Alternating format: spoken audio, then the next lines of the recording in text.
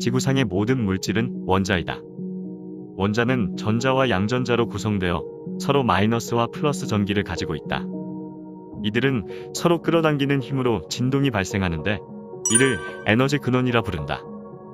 이와 마찬가지로 인체도 파동의 집합체로서 기라는 유기체로 구성되어 있으며 플러스 파동과 마이너스 파동이 있다. 그러나 대부분 사람 인체에서 마이너스 파동이 중화되거나 제로 상태를 유지 못하면 질병 상태에 이르게 된다. 인체에서 나오는 에너지 파동의 정보를 분석함으로써 병을 측정하고 에너지 파동을 역이용하여 자연 치유력과 면역력을 높여 병을 고칠 수 있다는 것이 바로 파동의학이다. 파동의학은 1920년에 로열 라이프 박사가 파동치료기로 고안해 냄으로써 발전되었다. 그는 사람의 장기에는 보이지 않는 기, 즉 오라의 색깔을 통해서 살아있는 미생물을 찾아내는 현미경을 개발했다. 라이프가 고안한 파동치료기에 의하여 암바이러스인 미생물을 죽이는 실험으로 16명의 암 환자가 완치되었다고 한다. 곧 장기의 파동이 비정상적으로 방출될 때 병이 생기고 그 원인을 발견하여 파동치료기를 통해 정상적으로 잡아주면 병이 완치될 수 있다는 원리이다. 뇌의 혁명이란 책으로 세계적인 베스트셀러가 되었던 의학 박사 하르야마는 현재 발생하고 있는 질병 중에서 의사들이 고칠 수 있는 병은 20%에 불과하며 나머지 80%는 의료비만 물쓰듯 낭비하면서 못 고치는 실정이라고 주장했다. 그의 주장을 전적으로 동의하기는 힘들지만 그만큼 현대의학은 과학으로서의 한계점이 있는 것도 사실이다. 과연 인체의 에너지, 파동으로 병을 치료하는 것이 가능할까? 뉴에이지 영성과 대체의학의 황제로 불리는 미국의 디팍 초프라 박사는 정신과 육체가 하나의 에너지장이 있으며 당신이 에너지장을 이용한다면 마음의 변화를 통하여 육체의 변화를 만들어낼 수 있다고 했다. 오늘은 신비로운 에너지와 치유의 힘, 파동에 대해서 알아보겠다.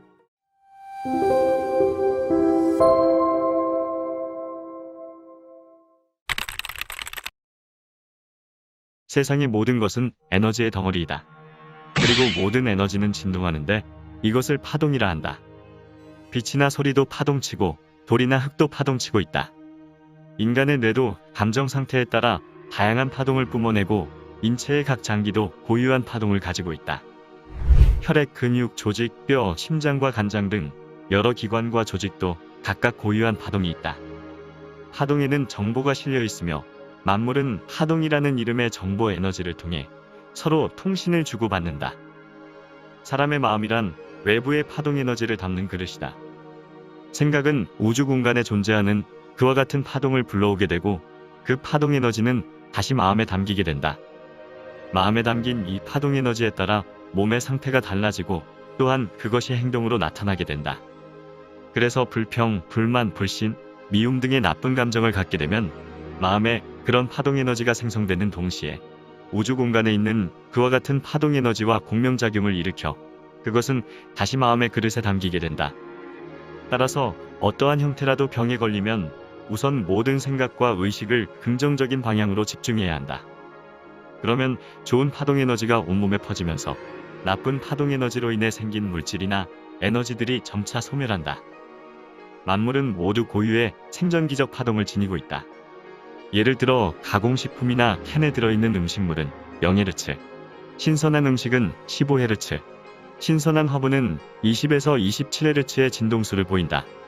그리고 건강한 신체의 정상적인 주파수는 62에서 68Hz인데 52Hz 이하에서 질병이 야기된다고 한다. 모든 질환도 고유한 파동을 가지고 있으며 상대적으로 낮은 파동의 질환은 더 높은 파동을 가진 물질에 의해 극복될 수 있다. 20세기 초 영국 런던에서 세균학을 전공한 내과 의사인 에드워드 바크 박사는 스트레스나 감정을 질환과 연관시켜 연구하면서 감정의 균형을 유지하는 것이 질환을 치료하는 중요한 열쇠라고 생각했다. 특히 그는 꽃에서 추출된 순수정제 오일들에는 그 물질의 정수를 담고 있는데 높은 파동의 균일한 진동파는 빠른 시간 안에 신속하게 적절한 주파수로 회복시켜주는 훌륭한 치료 도구임을 밝혀냈다. 인체의 각 장기는 각기 그들이 좋아하는 소리에 파동이 있다. 인체의 오장육부가 가진 고유의 성격과 색깔 및 소리는 동양 철학에서 말하는 오장육부와 오행기운의 상호관계를 보면 알 수 있다. 잠자기 전 편안하게 앉거나 침대에 누워 각 장기의 치유 소리를 최대한 부드럽게 내보자. 규칙적으로 5가지 치유 소리를 자기 몸에 전달하면 각 장부가 가진 부정적인 에너지를 몰아내고 좋은 에너지로 변형시킬 수 있을 것이다. 우선 편안한 자세를 잡고 눈을 감은 채 마음의 눈을 통해서 각각의 장기들을 인식해본다. 이때 자기 장기의 모습을 상상할 수 없다면 해부와 그림을 먼저 보고 장기들의 위치와 모양을 익히는 것도 좋다. 마음의 눈으로 우선 양쪽 가슴에 있는 폐를 살펴보며 인식한다. 폐에게 인사도 하고 자신을 위해 묵묵히 일해줘서 고맙다고 말해보자. 담배를 피우는 사람은 미안하다는 말을 꼭 해주도록 한다. 그리고 스 소리를 내면서 폐의 부정적인 감정인 슬픔, 우울한 감정들이 몸 밖으로 배출된다고 상상한다. 이런 방법으로 심장, 위, 비장, 간, 담의 순으로 천천히 실천해 보도록 한다. 치유 소리를 내는 것이 어색하고 힘들면 우선 마음의 눈으로 각각의 장기들을 인식해보자. 반복해서 하다 보면 몸 전체가 굉장히 편안해지고 깨끗해지는 느낌을 받을 것이다. 사랑이 담긴 터치는 건강한 파동을 불러들인다. 많은 사람들이 마사지는 전문 마사지실에서 전문가에게 받아야 효과가 있다고 생각한다. 물론 틀린 말은 아니다. 하지만 남편이 아내에게 또는 아내가 남편에게 그리고 부모가 아이들에게 해주는 따뜻한 마사지가 더 큰 효과를 내기도 한다. 가족끼리 주고받는 마사지에는 직업적인 전문가가 줄 수 없는 따뜻한 사랑과 애정이 듬뿍 담겨 있기 때문이다. 우리는 누구나 어렸을 때 이러한 치유의 에너지를 느껴본 적이 있을 것이다. 바로 배탈이 나거나 배앓이 할 때 엄마가 눕혀놓고 배를 만지며 불러주던 노래, 엄마 손은 약손이 그것이다. 일단 배 마사지를 하면 장운동을 촉진하는 1차적인 효과를 얻을 수 있다. 그리고 엄마 손이 약손이기 때문에 내 배를 꼭 낫게 해준다는 믿음의 효과도 얻을 수 있을 것이다.